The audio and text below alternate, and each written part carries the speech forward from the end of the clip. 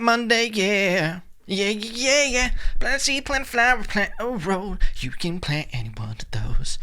Keep planting, find wild Johnson grows. And there no one knows. Ladies and gentlemen, welcome to Monday. Coming at you hot and heavy on a Monday. Woo! Fired up. Did some cocaine. Just kidding. It's coffee. Let's get right into it. You know, I'll tell you how I make the sausage. Your boy thinks for a split second. Sometimes I just press record and a song just regurgitates out of my mouth. Something that, you know, the heavens have passed down to me. Gives me something. And it's just like, give this to the people to start their week. And I do that. And I hit you guys with the bop, bop, bop, bop, bop, timmy tomp, yep, bop. Listen, I made the mistake. And sometimes I do this, sometimes I don't. I go look at the lyrics because I'm like, how does that song actually go? And it's bop, ba-doo, dop, boop-a-doo, bop, bop, boo, bop. I don't think if you gave everyone a chance for $1,000, they could correctly sing that chorus. Everybody just kind of makes it up like bop, bop, bop, bop, bop, dimmy dop, yeah. But that chorus I just sang, or the bars, the verse, plant a seed, plant a flower, plant a rose. You can plant any one of those. Keep planting to find out which one grows. It's a secret no one knows. It's a secret no one knows. Oh, no one knows. Drop the chorus. Bop, bop. This song is just about gardening.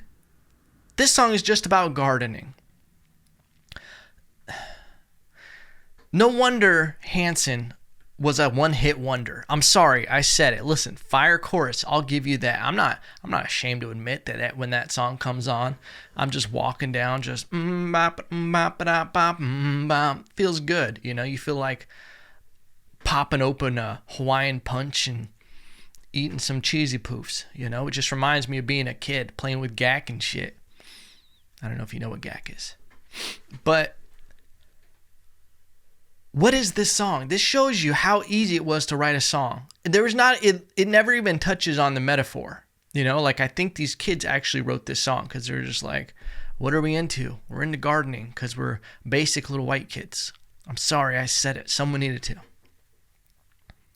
I always thought that song was so much deeper than it really was.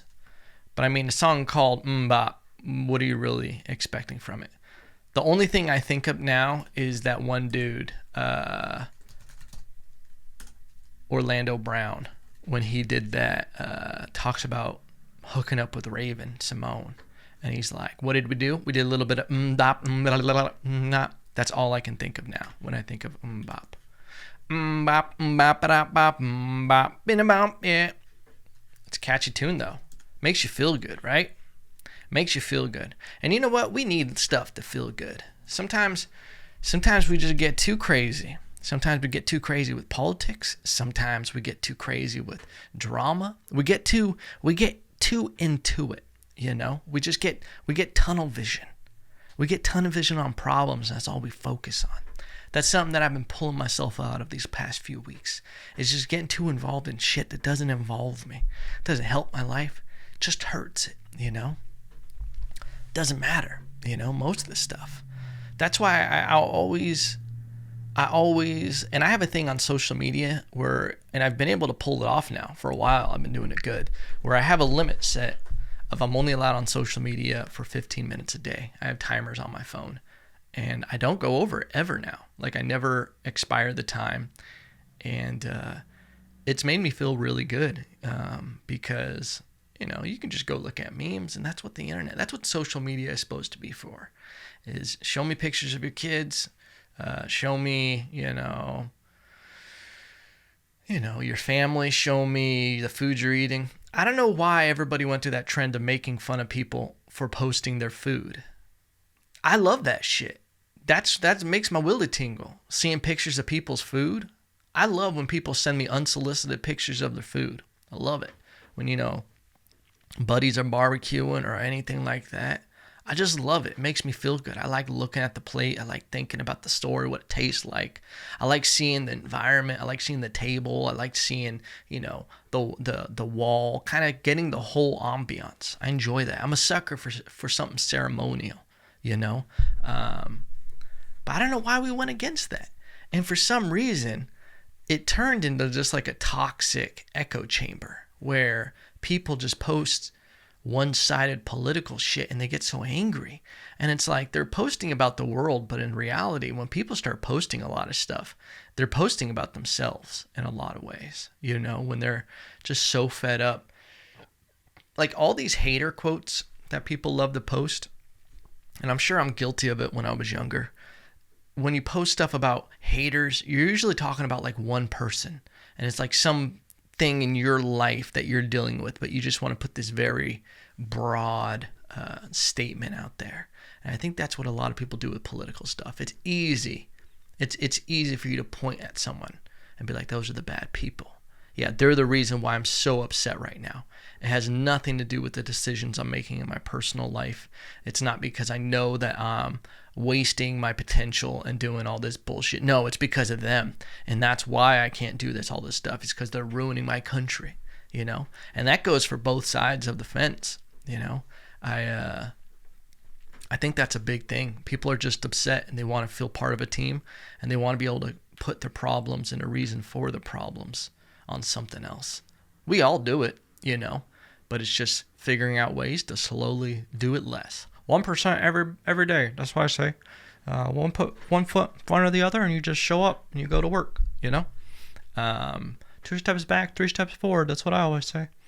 Yeah, I think that's a big thing. And then the whole taking opportunities. I touched on that before. Some people found it interesting when I was talking about how there isn't enough like compassion for your opposition. Like we really have drawn such a line in the sand of they're the enemy. They're not one of us. Like they're literally just one of another person here that just has a different view, and they could be good people. They just have their priorities and they got duped by a politician or something. And it's so important for us not to act like politicians. Like how dope would it be if politicians worked together from other sides and they were like, listen, my opponent is a great family man. My opponent is this and that, and he's going to try to do his best, and we're going to figure out a way to do it. It can never sell. So they can never admit they were wrong. They can never admit that they messed up, because it's just opportunities to attack the other side. And for some reason, it feels like we've modeled ourselves like that, where anything that happens, we take it as an opportunity to attack the supporters. Rather than attacking the actual politician or anything, we want to attack their supporters and be like, y'all are quiet now. You guys are so stupid, uneducated, blah, blah, blah. And attack a whole demo rather than be like, hey, I get you guys messed up and you think this is a certain way because of that. But come back into the fold, baby. You know? We can't just eliminate people, and we can't as much as, man, it's like a bigger thing. And this is how I relate to it, is there is a point where you have to let go of people's expectations of you and people's opinions of you. In a lot of ways in my life, I've detached from that. Whether, you know, when I was younger, it was a huge thing, caring what people thought, worrying about what path I was going down, career choices, what my family thought, what friends thought of me, what fucking people that weren't even involved in my life, just how people saw me. And I realized it was pointless, you know, because the person you're going to spend the most time with and have to live with is yourself. So you got to make sure that you're taking care of number uno first. I tried saying number one, numero uno, all at the same time, and it just came out like I had a stroke again. You have to make sure you're good and do all the things that are for you before, because you're never gonna satisfy everyone. But one thing that sucks is people not validating feelings, and I think that's a huge sign of someone who's toxic or narcissist or something. Is empathy, when you don't even acknowledge why people are doing something and you just label them and you never give them an opportunity to redeem themselves. I'm huge on forgiveness, whether people deserve it or not, because there's no point. Like, I think holding on to resentment and not forgiving people is a huge thing that's good for yourself and for another person that may eventually, through the course of their life, change into that character. And I'm not saying it's big enough just because you forgave them publicly or to them or something. But I think it helps. And I think that's a huge thing when you give the people the opportunity, like, hey, I get it, man. You were trying to do the right thing, and, you know, I forgive you. I hold no ill will, and I hope the best. Sometimes you can give people closure. And I think that's important. And that's what I'm getting at is, because I've had it withheld from me when I knew I fucked up younger times in my life, where whether it was in a relationship or something like that, you know, whether you're insecure, everybody fucks up when they're younger. And I remember, you know, being in a relationship where I wasn't granted that closure, and I wasn't granted that feeling. I was labeled as something by someone who was like a narcissist and manipulative. And it fucked me up for some time, because I was like, I'm not a bad person. Why am I being treated like this? Like, I just got manipulated, and it fucked me up. And I see the importance of not labeling people forever as one thing. You have to give people the opportunity to change and to get better from things, you know? Yeah, man, that's huge. I don't know how I got so deep on that shit, but I just feel like there's some correlation between people not allowing to accept that other people, like when people, like, for example, I think I'm looking at this right now because it's still so potent between Biden and Trump supporters and all this stuff.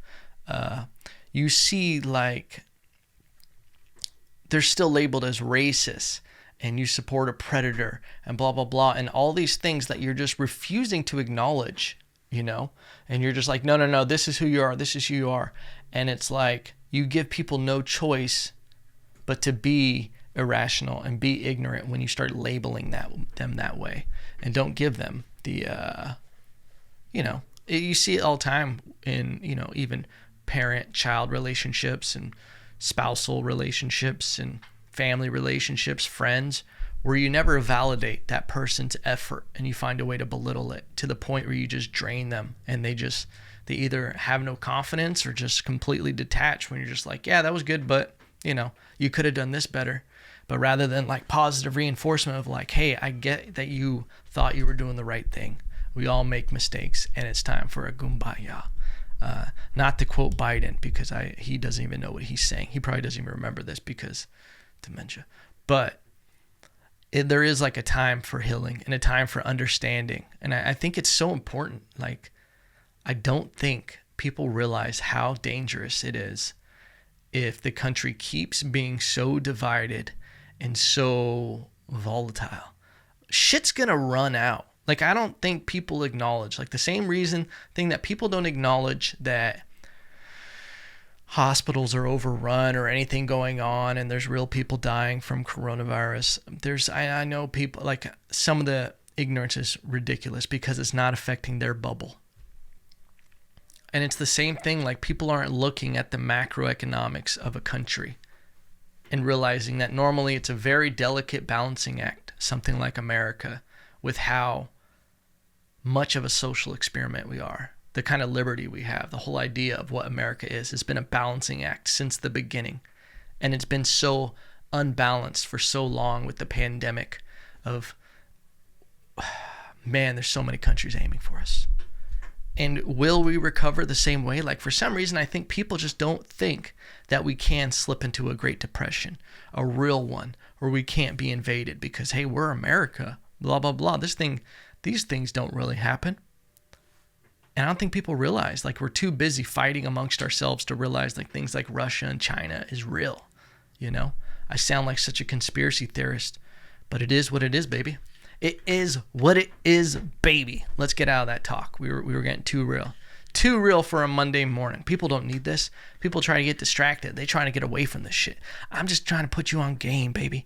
At the end of the day, I'm just trying to put you on game. But I'm feeling good, ladies and gentlemen. Feeling good. You know who else is feeling good? Max Holloway. Max Holloway, ladies and gentlemen. If you don't know, there was a UFC fight this weekend, Saturday. I don't know why they aired it at noon, but your boy went dark, went Bravo Team Dark on social media, Didn't look at anything and watched it later at night because I'm ceremonial as fuck. I like watching my fights on the weekend. I like picking up a burger and wings, which is what I did. And I just enjoy the festivities. And it was an amazing card. Every single fight up until the co-main and main event was a first round knockout. Beautiful night of fights. Everybody fought great. Co-main event was phenomenal. A great back and forth battle between Carlos Condit and Matt Brown. Loved it. Loved every moment of it. Listen, I love when them old alley cats get in there, and I mean no disrespect, but those are a couple vets. That's what I'm trying to say. And they both looked amazing. Okay, they both had new tricks. They both implemented their game plan. They both were able to reverse some stuff, add some new tricks to it. Carlos Condit's takedowns, beautiful. A little too one-sided of a victory for Carlos Condit. I felt like it might have been a split decision, or at least give one round to Matt Brown. That first round was his, but a 30-27 across the board. I don't know what fight the judges were watching. That's what's crazy to me, is sometimes they get these judges for MMA that have never even trained MMA, and they don't understand the real mechanics of the game and the small intricacies and different reversals, and spots appear more dangerous and spots appear that they're an advantage when they're actually at a disadvantage, and they look at some very broad superficial stuff and base their decision off of that.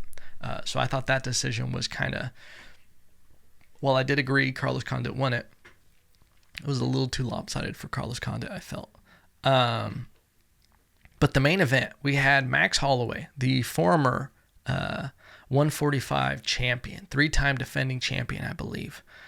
Beat Jose Aldo twice for the title, and had some great defenses.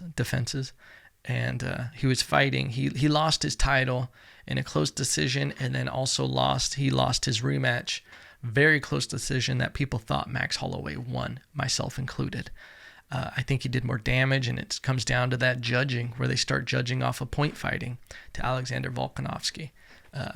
Say that 10 times fast. But this was his first fight back against a very dangerous opponent, number 6. Max Holloway is currently ranked number 1.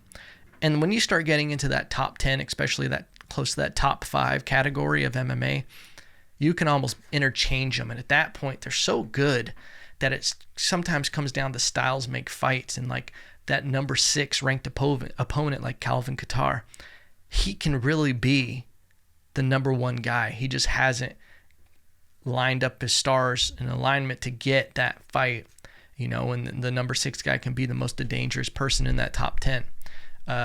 Which on paper, he's had some great knockouts and very powerful, good boxing. And, it was a risky fight for Max Holloway. And a lot of people were curious. For some reason, it's crazy how quick people move on in MMA, where they thought that Max Holloway was this now, he lost the title, lost a rematch, he's kind of done. The man's only like 29 or something right now. Max Holloway. Let's check his age out. I believe he's only 29. Yeah, he's 29. The kid's a baby. He hasn't even entered his actual MMA prime. Usually like around 32, 33. That's when you start hitting that peak of like you're seasoned and you still have your athleticism. And, he's not even there yet. And he's already been at a championship caliber. And a lot of people thought, and he looked great in those fights against Alexander, and a lot of people thought he won both of them, which is why they had the immediate rematch, aside from him being the champion and guaranteed a rematch. A lot of people thought he won both of them, and he looked great in those fights, and he went out against Calvin Kattar and did one of the most brilliant performances I've ever seen in the octagon. And it was a performance. It was one of those things that was just amazing to watch. There was never a moment I looked away from the TV during the fight. And especially when you start getting into that 4th round, when he starts yelling at the commentary team, "I'm the greatest boxer in the UFC," and then punches him in the face while he's looking at the commentary, and then slipping back, and then slipping while still looking at the commentary team. I rewatched that part probably overall to this day 30 times. it's an insane sequence to the level of something like Muhammad Ali saying, I'm the greatest, and moving in the rope-a-dope. It was such an iconic moment, because to be able to pull that off in a fight on live television is insanity. And the way he did it. And it was because Calvin Kattar in the lead up kept saying, I'm a better boxer and blah, blah, blah. And Max apparently was watching those interviews. And then Calvin was saying something before in the lead up. He was saying, look, I'm his elder man. I've been, around longer than he has, even though Max Holloway's been the champ and everything. So like, this doesn't make sense. But then he was like, I'm the elder classman. If this was high school, I'd be the senior and he'd be the freshman. And then at one point during the fight, Max Holloway starts looking at Daniel Cormier in the corner while he's fighting him, and he goes, the freshman showed up to play today, and then starts beating the shit out of Calvin, and it's just like, wrong freshman, bop, bop, wrong freshman, bop, bop. And it was insane. Listen, I'm sure a lot of my demographic that's listening right now saw the fight, but holy shit, huh? That shit was wild. Amazing. He pulled off the kind of shit you imagine you would do in your greatest moment in a fight, that it would just be a fantasy. He actually did it. And what's beautiful about it, and this is something, dude, I've pushed for this, and I think it's an island thing, is he didn't spar. I've never been one of these people that was like, oh yeah, you got to get the shit beat out of you before a fight. Like when people train too hard, when people don't take rest days, they're so stupid. I experienced in this boxing, in boxing coming up, and listen, there's a reason why people like to go hard and they like to spar hard and they like to roll hard in jiu-jitsu and all this stuff. A lot of times it's because they're insecure. They're worried. They need to build their own confidence. The people that go super hard and need to try to prove things in training, I hate rolling with, and I hate sparring, because they always are the most injured person. Their career never goes far because they waste it all in the gym, because they aren't disciplined enough to maintain their self-confidence leading up to that fight. I get it. When I first started boxing, the night before my first boxing match, I went into the gym and sparred hard and wanted to get hit very hard just to tell myself I can get hit and I'm not going to get knocked out. And I did get hit very hard the night before my fight. And I remember after the round beaming, like I was so happy, because I was like, I can take a very hard shot and not get knocked out. Now, that's not a great approach to actually fighting. Why? Because listen, your ticker, you only have so many hits you can take. And there's been a lot of cases where in fights where someone gets hit or there's always these little hush and whispers. Psst, psst, psst. Oh, Romero, he got dropped in sparring, or he got dropped in his training camp. Oh, we got knocked out, this camp. And you usually hear that after a fighter weirdly gets knocked out in a fight where the punch didn't look like a complete KO knockout. Like it didn't look like it had everything. And it usually is a result of taking too much damage in sparring. And this was something that Max Holloway changed for this fight. I don't know if he did it with the fight before, where he didn't spar. He would play fight.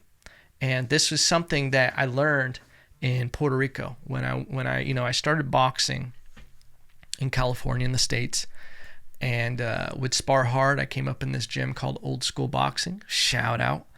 And a big thing was sparring.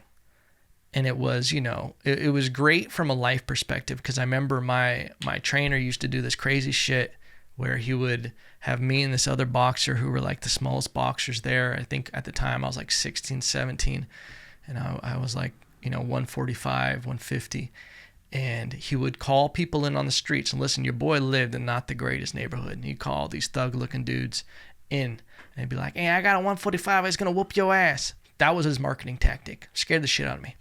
But then he would go in and he'd have me and this other boxer, Will, he'd make us flip a coin and call it of who was going to spar that person.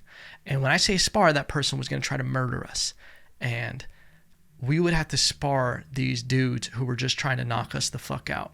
And it was very scary right before it would happen. And I'm talking like I wanted to throw up. I wanted to run out of the ring. Did not want to be there. I felt like I was having an out-of-body experience. Just that complete adrenaline of like, oh my God, this is insane. But after I would get through that first round and that adrenaline, would subside and I'd realize the person was tired, it would go better.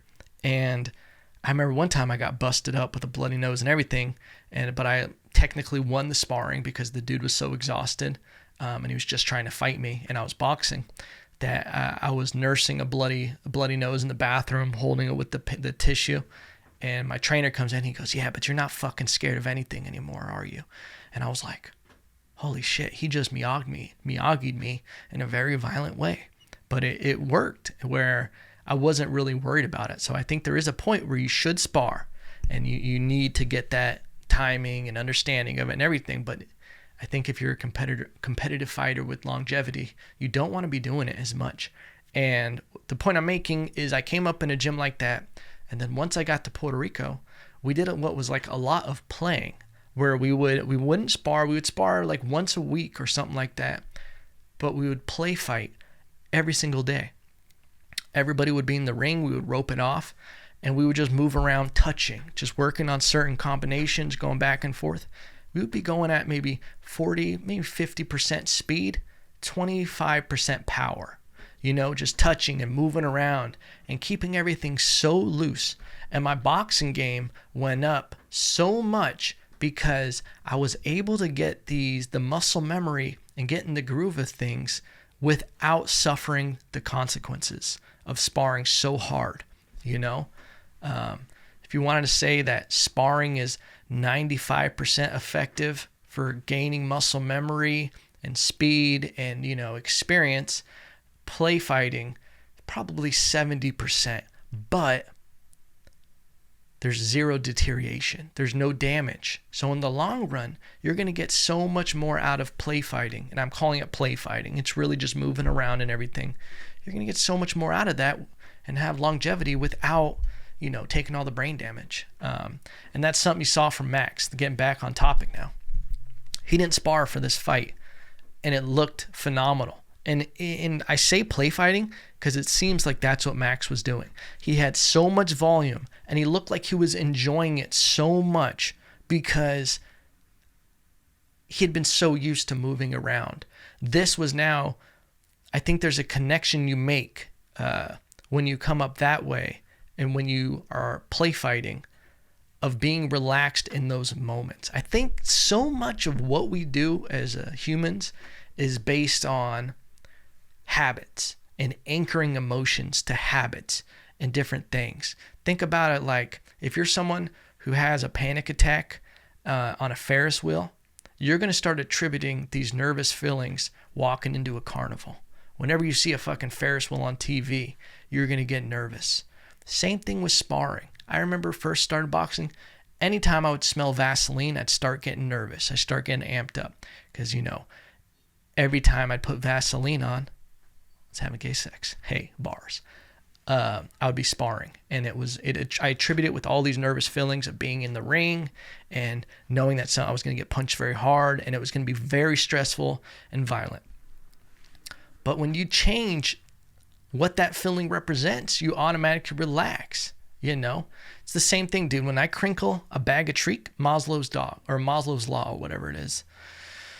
When I crinkle any kind of bag, my dog thinks she's getting a treat because her bag of treats has a crinkle to it. So she attributes it with that. I think the same thing with fighters who are able to get into sparring and play fight and not be 100%. They start getting more relaxed when it matters. Same thing with Robbie Lawler. I thought that was amazing. Robbie Lawler, if you don't know, was a UFC vet, been around the sport for a long time. And he was on the way up and then started having some losses, took some knockouts, and started just, his career seemed like it was on the downslide. And then he stopped sparring completely for years. And when he made that decision, his career started going back up. And not only that, he became the UFC champion and defended it like 2 or 3 times. And if you look at the way he fights, when he's in there, he's so relaxed and chaos and just moving and everything. And it's because I think there's something to being relaxed in those moments that you attribute to play fighting. And also, you're able to take those shots because you haven't been taking them in practice, you know? And yeah, maybe there's some trade-off with the timing of everything, but it doesn't seem, if you have that all that sparring in your back pocket from years before, it doesn't seem like once you get to that level of fighting that it really falls off that much. But I just think there's certain things that people do that completely change the landscape of fighting and sport in general. When you see one person do it, you're like, oh, that can be done. And I bet there were so many fighters that watched that performance and they were like, maybe I shouldn't be trying to get knocked out every fucking time I'm in the gym, you know? I just think it's important for, you know, and it's inspiring to me. Whenever I see a masterful performance in any sport, in anything, I get fucking inspired by it, you know, just to be a better human being in my era, or my arena, I should say. But it's great. And I love seeing longevity. I love seeing fighters become masters of their sport and just understand the bigger picture. I think it's great. I hate being around people who don't believe in rest days, who don't understand the bigger picture, and they care so much their ego of these like day-to-day battles, you know? The people who don't want to tap, the people who roll too hard or try to hurt you, or their ego gets involved. It's just, it's hard to be around. Don't want to do it, you know? But yeah, ladies and gentlemen, it was a great time. Happy Martin Luther King Day, by the way. We were supposed to start the episode off with that. I don't know. I forget what the fuck I went down that rabbit hole. Shit, what happened to this? I had it open. I want to read you a couple Martin Luther King quotes that I think were so far ahead of their time. This is a Martin Luther King quote from 1947. The purpose of education. Martin Luther King said, "If we are not careful, our colleges will produce a group of closed-minded, unscientific, illogical propagandists consumed with immoral acts. Be careful, brethren. Be careful, teachers." Bars. Nostradamus bars. He called it completely. What our schooling system was going to turn into was people who don't live in the real world. They went through the schooling system. That's why it's educators, where you don't live in the real world. You went through schooling, and then you went right through college. You got your degree, and then you went right back into teaching. So you never left that world, that echo chamber of academia. And then now you're bringing up this fresh crop, and it's all an echo chamber of like closed-minded ideas and everything. And you can see that falling over into the world, these illogical propagandists, if you will. Martin Luther King bars. What was the other one I wanted to read? I had another one. I had one more. The ultimate measure of a man is not where he stands in moments of comfort and convenience, but where he stands at times of challenge and controversy. Bars. That is just some good Martin Luther King bars right there, you know? It's easy to be a great man when you don't have any challenges going on. But what are you going to do when that shit matters, huh? Speaking of, what are you going to do? Speaking of uncomfortable moments. Rewind that. Speaking of uncomfortable moments, why do celebrities feel the need to make such weird names? Like, why do they do it? I just saw this yesterday. Justin Timberlake and Jessica Biel welcomed their second kid into the world. And listen, I don't like talking about people's kids, okay? And granted, I don't know this little kid. But when you go on a talk show and like make the announcement of what your kid's name is, it's gonna be weird, you know? That's what Justin Timberlake did. I don't even know how to pronounce this name. Phineas. Spelled Phineas.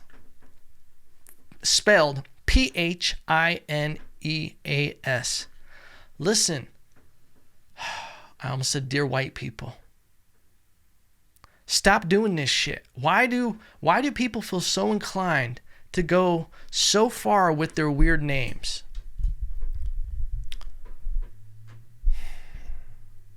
Michael Jackson had it right. Blanket. Because a blanket's comforting. Makes sense. But Phineas, does it mean something? I don't even know if it means something. But like, is your world so unflavored that you're just like, I gotta spice this name up? Phineas Flynn is a fictional character from the animated television series Phineas and Ferb. Okay, well, that's just the name. I don't even... The Nubian. The bronze-colored one. Oh, man. Whoever writes these fucking baby names. The easiest job of all time, right? You just take a bunch of words and jumble them together. You're like, fucking celebrities are going to cream themselves over this shit. I'm sorry, ladies and gentlemen. I get fired up over weird shit like this. Why? Why? It doesn't make sense, you know? But to each their own, you know? If that's what you want to do, that's how you want to be represented. I guess when you got a name like Justin and Jessica, you're like, we got to spice this shit up for them. And that's what it could be, you know? Is that when you have a regular ass name, you're like, I'm not going to put this on my kid, you know? You always kind of lean the opposite side of whatever you had, you know? And Justin's a cool name. I mean, it's pretty basic. But what is a name doesn't define someone, you know? My name's Evan. It gets very basic. That doesn't get much more basic than Evan. Evan. I'm going to let that resonate with you, okay? Evan, but I got a cool middle name. And it's only cool because it's spelled different. Tomas. Tomas. Bars. Lopez. Again, I've said this ad nauseum. My dad almost named me Juan Carlos Saturnino Napoleon Lopez. I get angry anytime I ever meet another Juan, you know, because I'm like, I could have been you. I could have walked in slow motion like you. But instead, I look like I should be drooling. You know? That's what my name represents. I had to get braces when I was a kid. I probably would have had straight teeth. But I had to get braces just because my name was Evan. They're like, oh, my name's Evan. Let me space these out a bit. Let me make these buck teeth.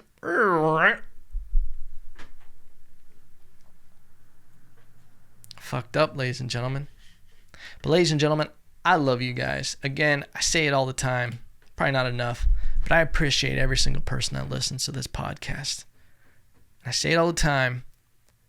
We're going to keep improving the podcast. Going to keep getting better. Going to have more guests.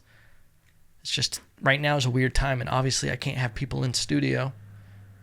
And your boy's going to be moving eventually here pretty soon. And yeah, I don't know if I talked about this on the podcast, but we're looking at Austin. Yeah, baby.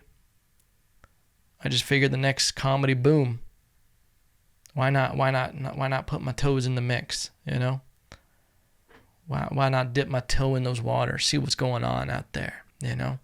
So going to be taking a trip pretty soon here to check it out, see if your boy can carve out his own little hole out there. A little hobbit hole for me to rest my dogs in, you know? But remember, no matter what, ladies and gentlemen, listen, before that, I got to get better at this. If you like the podcast, go to iTunes, Spotify, give it a review. It helps me. Every single time I get a review, it helps the algorithm. Gets more listeners.